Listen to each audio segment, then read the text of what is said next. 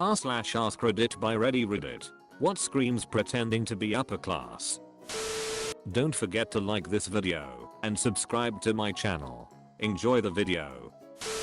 I work at an exotic car rental branch. I have plenty of customers that rent our cars and ask us to take the ID tags off the keyring. Understandable. Then I have some that insist they get the same license plate each time and will flip out if I give them the same model as usual but with the plate one digit off. They are trying to make the appearance to whoever that they own the car and get themselves in a trap where they have to keep renting to keep up the illusion. That charade never lasts long. Who on earth memorizes the plates on an acquaintance's car? No one gives a crap. Edit. Apparently a lot of you do. Probably someone tired of putting up with an acquaintance who is a compulsive liar. Fair point. Taking out loans to get your family on a little vacation. My friend is doing this. I told him to save up for a trip like that. Apparently stuff around the house is stressing both him and his so badly with their kids that they are fighting over taking out $20,000 or $30,000 to go on a vacation. One vacation. Then it's back to fighting and whatnot. Absurd. Imagine knowingly going into debt to go on one vacation. They both work too, which is even more baffling. $30,000 vacation. Are they going to the moon? Talking about possessions, slipping dollar amounts into conversations. Act like you've been there before. Knew a guy that once worked as a waiter at the restaurant at a high-end country club. He said it was pretty obvious who was new money and who was old money. New money people always made a point of getting the most expensive dinner on the menu and the fanciest wine and so on because they had imposter syndrome from hell and felt like they had to act the part in order to prove that they deserved to be there. Old money would order a cheeseburger and a Coke because that's what they were in the mood for. One of my husband's best friends comes from a filthy rich family, think billions. We went to his wedding a few years ago, and the social experiment that ensued was beyond fascinating. The guests themselves were a mix of anyone from broke college kids, us, to doctors, to millionaires and billionaires. Some trends definitely emerged amongst the people who were obviously self-conscious about their wealth though. They were frequently dismissive, and sometimes downright rude, to the serving staff. They made sure loggers of their belongings were plainly in sight. Your hotel room is literally connected to the reception venue, so I know you didn't need to bring your $1,200 Canada Goose parka to dinner. They also made sure to talk loudly about their expensive plans for the future and highlighting any wealth-related attributes in the process. Oh well, my girlfriend is graduating medical school next year, so we are starting to look at houses, mostly in the $800K 1 mil range. It was a stark contrast against the people who were comfortable with their social status, wealthy or otherwise, who were all just happy to be there, having fun, drinking alcohol and wholly unworried about which stranger they'll never meet again knows how much money they wish they had. Edit. Is complaining about how expensive homes are in big cities in Australia a thing? Like, we all know decent housing is expensive in big cities across the globe, right? We also all know that the vast majority of new college grads cannot afford $1 million home right off the bat, right? My uncle and his wife are perfect examples. They bought a brand new Mercedes that they can't afford, live in a house that's too big for them, bought a caravan in a park where the ground rental is nearly $50K a year. They bought their kids expensive ass bikes that were never used, and what did they use to pay for all this? If you guessed credit cards, then you are correct. Credit cards and loans from my grandmother, which they will never pay back.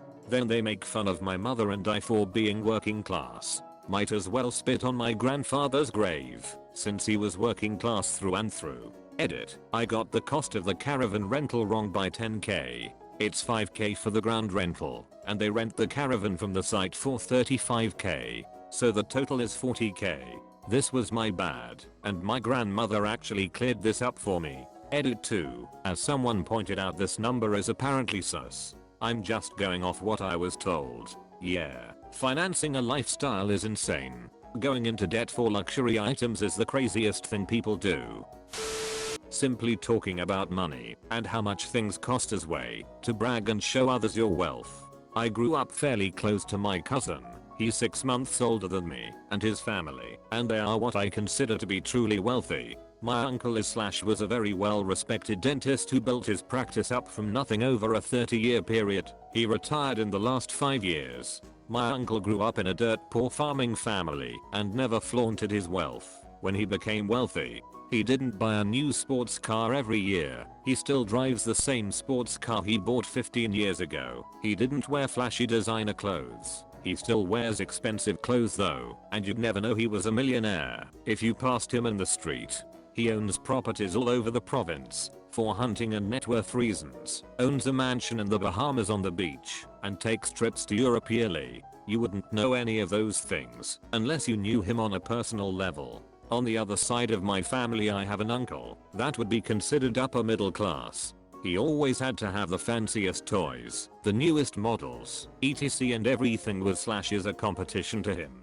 My parents bought a new Cadillac before they retire, and of course he had to purchase one as well, except it had to be better, so he bought a CTSV within a month of my parents, so he could be better than my parents. He also has to brag about his traveling, telling us of the fun he had in Vegas last week, the exciting trip to Mexico he's taking next, and so on. In my experience there's two types of wealthy. There is the truly wealthy class who are humble people that make smart decisions with their money and don't treat it like a competition. And there is the folks wealthy class who have to try and flaunt their wealth in the face of others as a way of keeping score and ensuring that they are perceived as winning.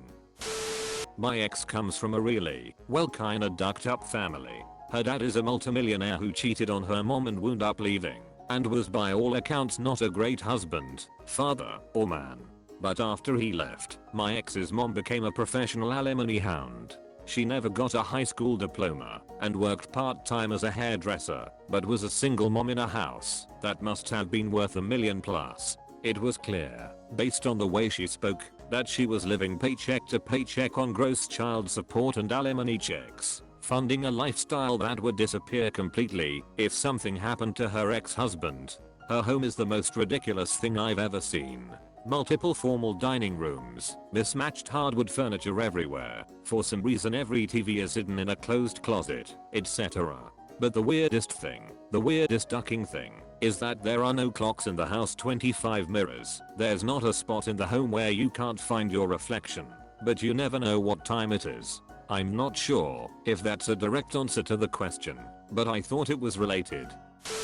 My boyfriend tried to convince me that if I bought a KitchenAid, that we'd need to leave it on the counter so people would notice that we could afford to spend $250 on a kitchen appliance. I would love to have one, but I don't bake enough to justify it, and if I ever get one it's going to be stored when I'm not using it because I hate clutter on my counters. Edit. There seem to be a lot of comments disagreeing that $250 appliances aren't upper class. I think this is a matter of perspective. I grew up super poor. If I walked into someone's house and saw a $250 mixer that absolutely is not a basic necessity, I would assume that their family had considerably more money than mine did. Nothing wrong with it, but it's just my observation and opinion. I think it's interesting that people seem to be scoffing at the idea that this appliance isn't even that expensive / that big of a deal / how could it be a status symbol? Having that much extra money in America is a big deal for a lot of families. Edit 2. The boyfriend isn't as materialistic as this post makes him sound, I promise. He grew up poor too, and he thinks it's an art piece that should be displayed.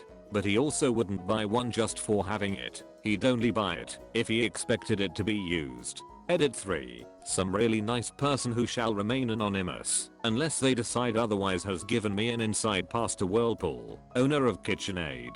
I'm now taking recommendations on which model to get and which attachments. I cook a ton and I love learning new recipes. Mine stays on my counter because it's too damn heavy to move around frequently. I do use it pretty regularly though. I've worked at a private golf club and a luxury hotel too. One thing I've noticed is that there are two kinds of rich.